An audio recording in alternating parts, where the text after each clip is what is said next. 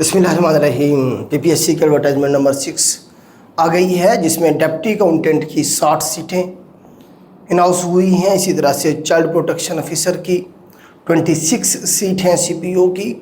इसी तरह से सोशल वेलफेयर ऑफिसर की भी 21 के करीब सीट्स हैं। ज़बरदस्त ऐड है, काफ़ी अरसे से ये सीट्स जो हैं अपकमिंग में थी, अल्टीमेटली आज अनाउंस हो गई हैं। क्योंकि आज संडे है इसीलिए वेबसाइट के ऊपर अभी तक अपडेट नहीं हुई। कल तक इंशाल्लाह ये वेबसाइट पे भी, पीपीएससी की वेबसाइट पे भी अपडेट हो जाएगी। तो एक अच्छी अपॉर्चुनिटी डिप्टी अकाउंटेंट की, एक ज़बरदस्त सीट मैंने सीट के ऊपर सर्व किया हुआ है। तो 16 स्केल पे जो चंद एक अच्छी सीट्स हैं उनमें से एक ये डिप्टी अकाउंटेंट की सीट है। तो फाइनेंस डिपार्टमेंट आपको पता है ये वो डिपार्टमेंट है जो पैसे तकसीम करता है। ठीक है, 3-4 डिपार्टमेंट हैं। पंजाब गवर्नमेंट के कुछ रेवेन्यू कलेक्ट करते हैं। ठीक है, जिस तरह से पीआरए है, इसी तरह से रेवेन्यू डिपार्टमेंट है, इसी तरह से एफबीआर है। अगर हम देखें फेडरल का, तो कुछ डिपार्टमेंट रेवेन्यू जनरेट करते हैं, इकट्ठा करते हैं, कुछ तकसीम करते हैं। तो जो फाइनेंस डिपार्टमेंट है या अकाउंट ऑफिस कहने से, आप एजी ऑफिस कहने से, अकाउंटेंट जनरल का जो ऑफिस होता है, ये पैसे तकसीम करते हैं। जो गवर्नमेंट ऑफिसर्स हैं उनकी सैलरीज, डिस्ट्रिक्ट के अंदर कोई सड़क बनी है उसका बजट, हर चीज़।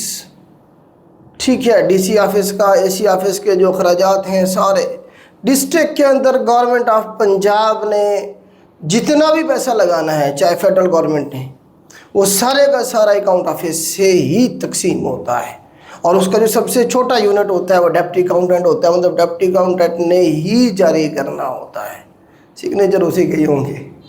ठीक है, तो एक अच्छी जॉब है और परमानेंट जॉब है फर्स्ट डे से। पहले अच्छी बात ये है कि ये परमानेंट जॉब है। अभी पिछला भी केस इनका रहता है 123 सीटों का, वो भी इंशाल्लाह रिजॉल्व हो जाएगा तो उसकी भी सीट्स आएंगी। डिप्टी अकाउंटेंट सीट का नाम है, रेगुलर बेसिस पे है, 16 स्केल है, 60 सीटें हैं जी टोटल। जिसमें ओपन मेरिट के ऊपर अगर हम बात करें तो 53 हैं, स्पेशल पर्सन की 4 हैं और मिनॉरिटी कोटा की 3 हैं। एजुकेशन, अच्छी बात यह है कि इसमें सबको एलिजिबल किया हुआ है। 14 ईयर एजुकेशन मिनिमम चाहिए, graduation from university recognised by higher education commission. जिसके पास कम से कम 14 साल एजुकेशन है या उसके इक्विवेलेंट कोई डिग्री है तो वो इस पर एलिजिबल है। इसमें उन्होंने मेंशन किया हुआ है कैंडिडेट हैविंग अदर। जो बच्चे पूछ रहे होते सर हमने बीएस किया हुआ है, तो क्या हम एलिजिबल हैं? बिल्कुल एलिजिबल हैं। ठीक है, आपकी 14 ईयर एजुकेशन तो है ना। अगर उन्होंने मेंशन भी कर दिया है candidate having other graduation degree under 4 year programme और 2 ईयर प्रोग्राम सेकेंड डिवीज़न के साथ विद एनी डिसिप्लिन में अप्लाई फॉर दिस पोस्ट। मतलब आपने बीएस केमिस्ट्री किया हुआ है, बीएस आपने sociology, social work, zoology, botany, कोई भी डिग्री की हुई है आपने, आप इस पे एलिजिबल हैं। इन शॉर्ट बात ये है। ठीक हो गया। मेल के लिए एज लिमिट 30 साल है, 25 जमा 5 है तो 30 साल है। मैं इसे एक दिन भी ज़्यादा नहीं होनी चाहिए। 15 जून को, 15 जून लास्ट डेट है ना अप्लाई करने की। फीमेल के लिए 33 ईयर है, 33 साल है। मेल फीमेल ट्रांसजेंडर तीनों अप्लाई कर सकते हैं। पूरे पंजाब का हर एक बच्चा अप्लाई कर सकता है और इसी तरह से पूरे पंजाब में कहीं भी आपकी पोस्टिंग हो सकती है। सिलेबस इसका जर्नल है, वही आप जो तैयारी कर रहे हैं। 10 सब्जेक्ट, वही जो हमारा सेशन चल रहा होता है जिसमें हम 10 सब्जेक्ट कवर करवाते हैं। तो वही 10 सब्जेक्ट हैं जिसके अंदर आप देखें जीके है, general knowledge, Pakistan studies, current affair, Islamic studies. ठीक है, इसी तरह से geography, basic mathematics, English, Urdu, everyday science और basic computer studies.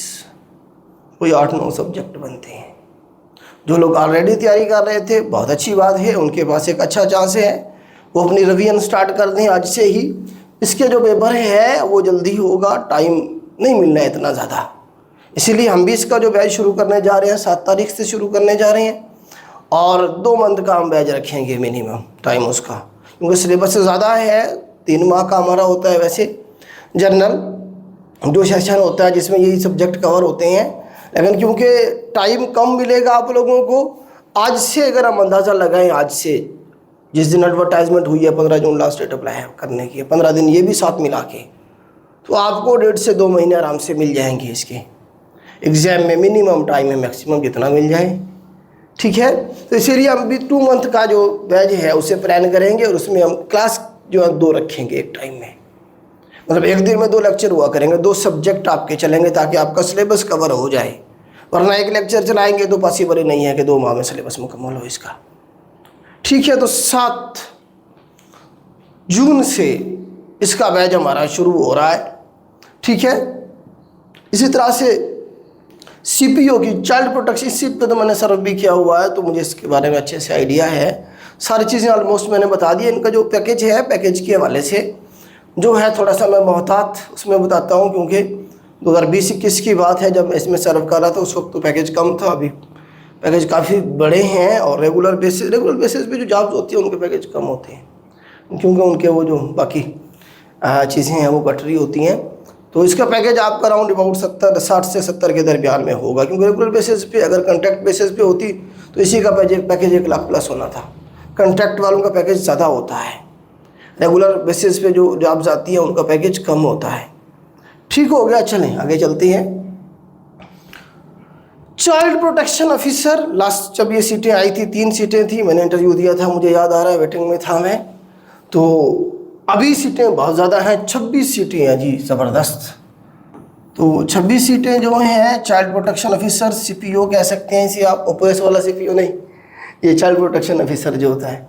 Open merit पे 20 हैं, वुमेन कोटा की 5 है और मिनॉरिटी कोटा की 1 है। कॉन्ट्रैक्ट बेसिस पे हैं ये, for the period of 3 year start में है ये। कॉन्ट्रैक्ट एक्सटेंड होता रहता है, आगे चल के परमानेंट की कोई पॉलिसी भी आ सकती है। तो इसमें डिग्री स्पेसिफाइड कर दी गई है। सोशल साइंसेस की डिग्री आपने की हुई है, master degree in social sciences, social work, sociology, stat, economics, mathematics, journalism, mass communication, ठीक, 2nd डिवीज़न के अंदर अगर आपने ये डिग्री की हुई है देन आप एलिजिबल हैं। 35 साल एज लिमिट है मेल के लिए, 38 ईयर एज लिमिट है फीमेल के लिए। पूरे पंजाब के सारे लोग अप्लाई कर सकते हैं, पूरे पंजाब में कहीं भी आपकी पोस्टिंग हो सकती है। इसका सिलेबस भी जर्नल है, वही 10 सब्जेक्ट आपके जो जनरल सिलेबस में होते हैं, जैसा कि हमारे पास जीके है, पाकिस्तान स्टडीज़ है, करंट अफेयर है, इस्लामिक स्टडीज़ है, geography, basic mathematics, Urdu, English, everyday science और कंप्यूटर, वही जनरल सिलेबस है। तो इसका बैच भी हमारा 2 मंथ का ही होगा। डिप्टी अकाउंटेंट का इसका सिलेबस सेम है, तो दोनों को अलग अलग ज्वाइन करने की ज़रूरत नहीं है, एक ही बैच को ज्वाइन कर लें तो आपके लिए ये एनफ है। अच्छा, कुछ हमारे ओल्ड स्टूडेंट हैं जो मैसेज करेंगे सर हमने भी ज्वाइन करना है, हम ज्वाइन करें या ना करें नया बैच इसके लिए, तो बड़ा उन्हें मेरा मशवरा ये है कि बार बार ज्वाइन करने की ज़रूरत नहीं है, ठीक है। आप उन्हीं लेक्चर्स को रिवाइज़ करें जो आपने नोट्स बनाए थे।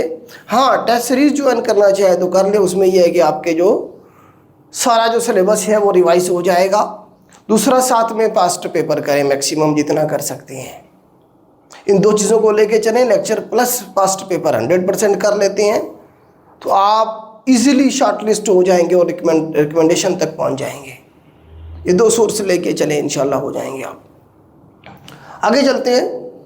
नेक्स्ट हमारे पास असिस्टेंट डायरेक्टर की सीट से है। ये हमारे पास सोशल वेलफेयर और बैतुल माल डिपार्टमेंट है। इसमें master degree in social work, sociology, rural sociology, women studies, gender studies, anthropology, ये जिन्होंने डिग्री की हुई है उनके लिए असिस्टेंट डायरेक्टर की सीटें हैं। और कितनी सीटें हैं जी? 21 सीटें हैं। अच्छा, इसमें सोशल वेलफेयर ऑफिसर नहीं है, बल्कि इसके लिए लफ्ज़ यूज़ किया गया है असिस्टेंट डायरेक्टर का। मैंने माजरत पहले जो है सोशल वेलफेयर ऑफिसर का कहा था स्टार्ट में, शायद असिस्टेंट डायरेक्टर की जो है टर्म यूज़ की गई है इस सीट के लिए। 17 स्केल है, कॉन्ट्रैक्ट बेसिस पे स्टार्ट में 5 ईयर है का कॉन्ट्रैक्ट है, एक्सटेंड होता रहेगा, आगे चलता रहेगा, आपकी सर्विस हुई होगी इसी तरह से। 35 ईयर एज लिमिट है मेल के लिए, 38 है फीमेल के लिए। पूरे पंजाब में सारे अप्लाई कर सकते हैं और पूरे पंजाब में कहीं भी आपकी पोस्टिंग हो सकती है। इसका सिलेबस जो है आपकी डिग्री रिलेटेड होगा। ये जो डिग्री मेंशन की गई है, सोशोलॉजी मतलब सोशल वर्क और सोशोलॉजी का पोर्शन होगा और कुछ भी नहीं होगा। ठीक हो गया। इसके अलावा कुछ असिस्टेंट की सीटें हैं, कुछ जूनियर क्लर्क की सीटें हैं, वो भी देख लेते हैं। 3 सीटें असिस्टेंट की हैं, इसमें भी 40 ईयर एजुकेशन चाहिए। ये भी कॉन्ट्रैक्ट बेसिस पे है 3 ईयर के लिए। ये कौन सा डिपार्टमेंट है जी? Industries directorate general of industries Punjab law department जो है। तो इसमें भी 30 साल मेल के लिए, 33 फीमेल के लिए। इसका सिलेबस भी जनरल है, वही 10 सब्जेक्ट है। ओके, इसी तरह से सब इंजीनियर की सीटें हैं 10 के करीब। इसमें डिप्लोमा मांगा हुआ है, associate engineering in civil. Civil के अंदर अगर आपने डिप्लोमा किया हुआ है तो उसकी एज लिमिट 30 साल है मेल के लिए, 33 फीमेल के लिए। ठीक है जी, इसी तरह से पूरे पंजाब के लोग अप्लाई कर सकते हैं। इसका सिलेबस वही सिविल जो डिप्लोमा है वही होगा। तो ये सीटें थी बेटा। इसमें जूनियर क्लर्क की भी कुछ सीटें हैं। प्रिजन डिपार्टमेंट है, महकमा जेल खाना जात में 6 सीटें हैं, रेगुलर बेसिस पे हैं फीमेल के लिए पहले। फिर जूनियर कंप्यूटर ऑपरेटर की सीटें हैं 6 सीटें हैं, ये भी रेगुलर बेसिस पे हैं। इसी तरह से जूनियर अकाउंटेंट की सीटें हैं 3, ये भी रेगुलर बेसिस पे हैं। ठीक है, इन सब के लिए क्या चाहिए जी? जूनियर क्लर्क के लिए आपको पता है कम से कम 2nd डिवीज़न के साथ इंटरमीडिएट चाहिए होता है। ठीक है, और दोनों में स्पीड चाहिए जूनियर क्लर्क के लिए 25 वर्ड्स पर मिनट की स्पीड। ठीक है, इंग्लिश में। और प्रोफिशिएंट इन माइक्रोसॉफ्ट ऑफिस, हाँ ऑफिस और वर्ड के ऊपर काम भी आना चाहिए, प्रोफिशिएंसी टेस्ट भी होगा। ठीक है, बस उसके अंदर क्या है, उर्दू की टाइपिंग स्पीड भी चाहिए 25। जूनियर क्लर्क के लिए उर्दू और इंग्लिश की टाइपिंग स्पीड 25 से आराम से निकाली जा सकती है, कोई इतना बड़ा मसला नहीं है। एज लिमिट जो है इसमें हमारे पास जो है ना फीमेल के लिए 33 है ही, फीमेल मेल कर नहीं सकते अप्लाई। ठीक है, इसका सिलेबस वही है हमारे पास। क्या कहा है उन्होंने जी, 20% जो है ना जी इसमें कंप्यूटर का पोर्शन है और 80% बाकी जनरल, वही जनरल है आपका सारे का सारा। Junior computer operator regular basis पे है, इसमें भी इंटरमीडिएट चाहिए, या इसमें ICS या फिर स्पीड ऑफ 40 वर्ड्स पर minute of English typing speed.